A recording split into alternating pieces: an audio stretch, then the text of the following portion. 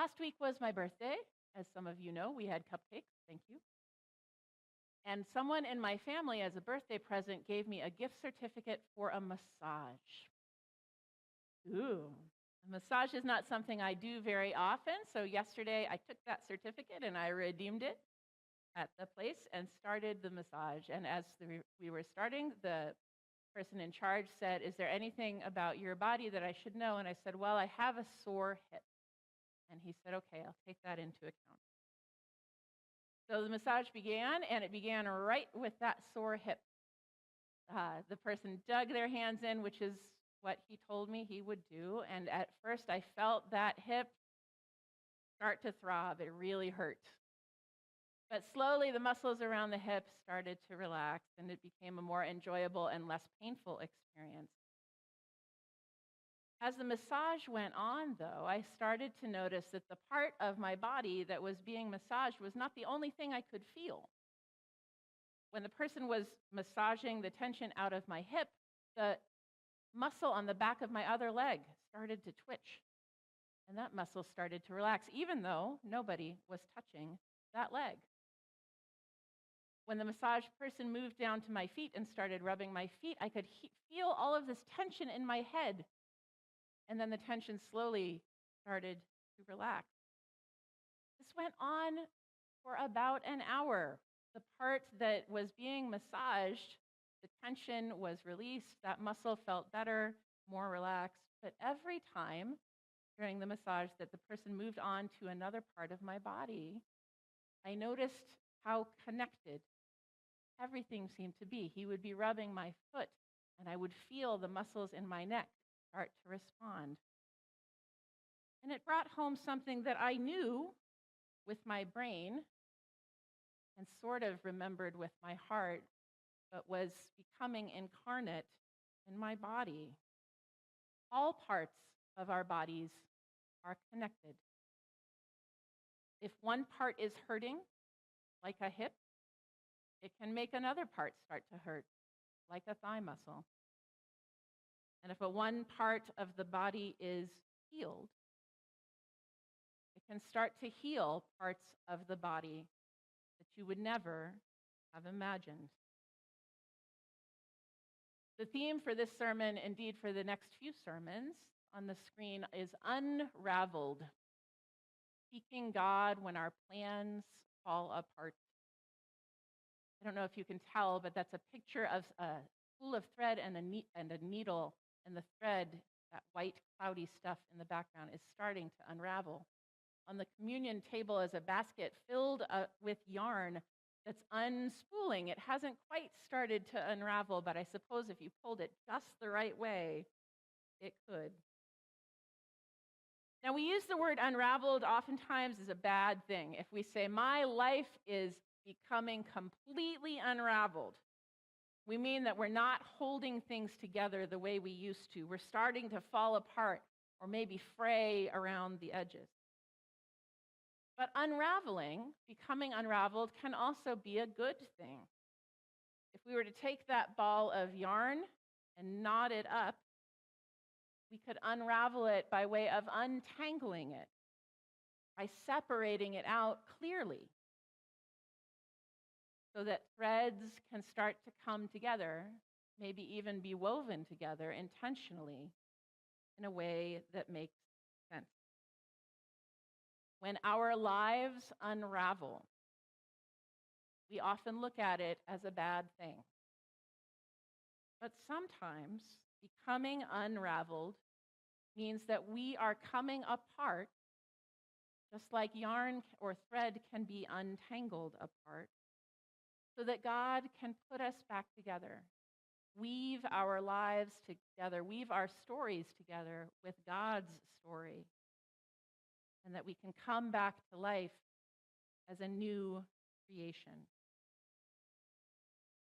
The first story that you heard Marilyn read, the story of Sarah and Abraham learning that they were going to have a baby, is a story of somebody's life that's unraveling. For 100 years, Sarah and Abraham knew the way things were going to be. They were going to be childless. That was that. And now 100 years later, they have learned that they will give birth to a child. And in Genesis 17, Abraham finds this news out first. I don't know why the father finds out about the pregnancy first. That mystifies me a little bit, but he does. And Abraham's response in Genesis 17 is to fall to the ground prostrate, laughing. And God just says, well, that's the way it is. Come on, let's move on. Later in Genesis 18, after the father, the mother, Sarah, finds out this same news and has the same response. She laughs out loud. But Sarah, unlike Abraham, gets questioned by God for her response. Because why did you laugh and say that you were astonished you would have a child now that you're old?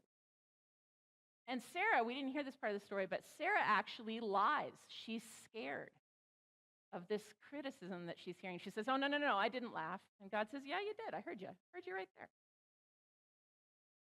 Sometimes when our lives unravel, we have responses that surprise us, responses that surprise the people around us, and responses, frankly, for which we are sometimes judged. If you receive astonishing news, either good or bad, you might laugh. You might break down crying. You might have a perfectly stoic face and look as if the news didn't register. You might yell at the person next to you, even though they didn't really do anything wrong, because your emotions are so overwhelming. And I think it is worth noting in this story that the man is allowed to have whatever kind of response he wants to this unraveling news, and the woman is scared that she's going to get in trouble for reacting the wrong way. Sometimes, depending on who we are, depending on our social location, the people around us and the culture around us try to police the way that we unravel. And some of us are allowed to have whatever response we want, and for some of us, the range of acceptable responses is small. Nevertheless, Abraham laughs. Sarah laughs. She's scared she's going to get in trouble. But by the end of the story, when the child is born and welcomed and circumcised and given a name, Sarah and Abraham named the child Laughter. That's what Isaac means. And Sarah says, when they're welcoming the baby, God has brought me laughter. And everyone who hears about this will laugh not at me, but with me. Sarah's life unravels. Her stoicism unravels. She laughs out loud, as does Abraham. And by giving the name Laughter to her child, she passes that gift of laughter on to future generations. What once was something that she was ashamed of, that she wasn't sure she should be feeling, becomes a gift to the future, a reminder that nothing is too wonderful for God. What a blessing to pass on to the future. The second story that Marilyn read this morning is also the story of someone whose life is unraveling. But this time, it's someone who's been knotted up. This is the story of a woman who's been bent over with arthritis or some sort of crippling illness for 18 years. For almost a full generation, this woman has not been able to look at anything but her own feet. She hasn't been able to see the world around her, to look someone else in the eye, to stand up straight and proud.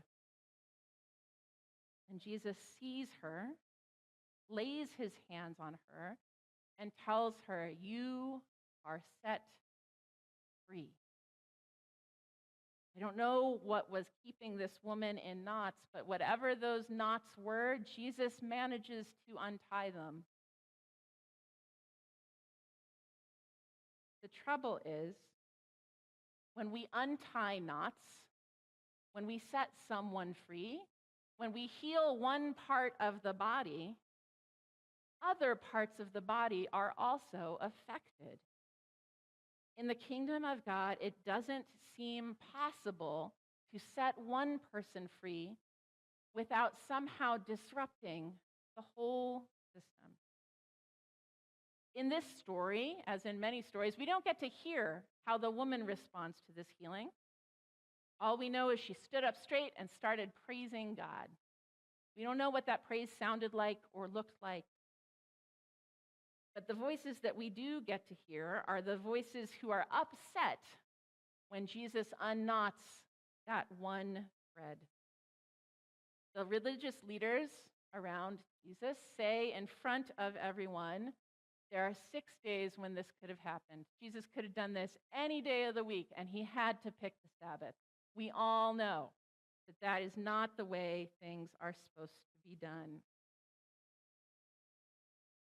Some readers of this story look at it and through sort of an anti-Jewish lens of Judaism has all of those pesky rules, and this isn't yet another example. But I would encourage you, if that's what you're hearing, to listen again.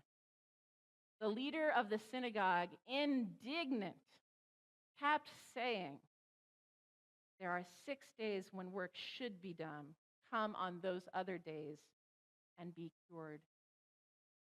I do not have enough fingers and toes to count the number of times that someone in our community has come into this church office and said, I was looking for help.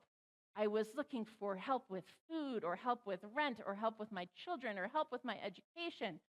But I was told no because I didn't fill out the forms correctly.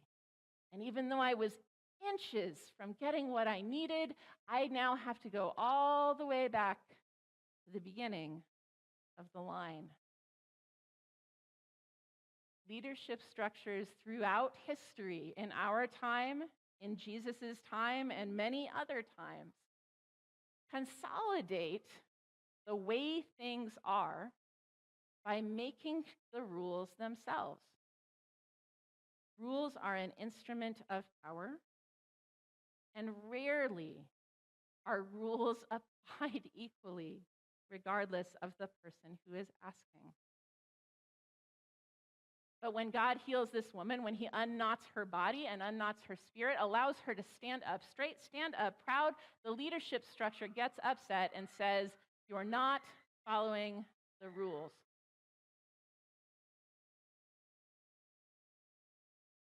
We have some upset dogs. Hold on a second.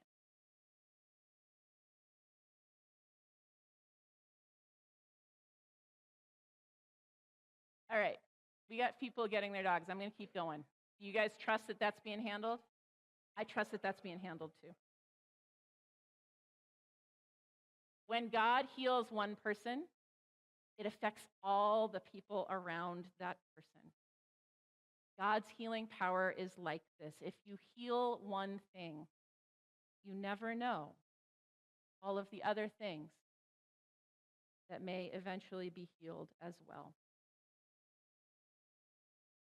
The thing about God's healing that is so frustrating to me is that the pace is sometimes really slow. God's healing is completely unpredictable. Sometimes it arrives in our lives like a mighty flood that knocks everything down and everything is different in an instant. Or sometimes the healing love of God drips slowly into our lives like a trickle. And day by day by day, the hard places of our hearts and of our lives are softened. God's healing is unpredictable. But whenever we let God's healing love into our lives, we are changed. Sometimes, like Sarah, we laugh. Sometimes, like the woman who was bent over, we cry out praise of the living, loving God. Sometimes we fall silent. Sometimes we even question, even if when something good happens, why things aren't now the way they used to be before our lives were touched by such love. When God's healing enters into our lives, we may completely unravel. The trick, I think, is to trust that when our lives unravel, that God will weave them back together. So this week, I pray that you will rejoice with people who rejoice, trusting that blessings that are shared are blessings that are multiplied.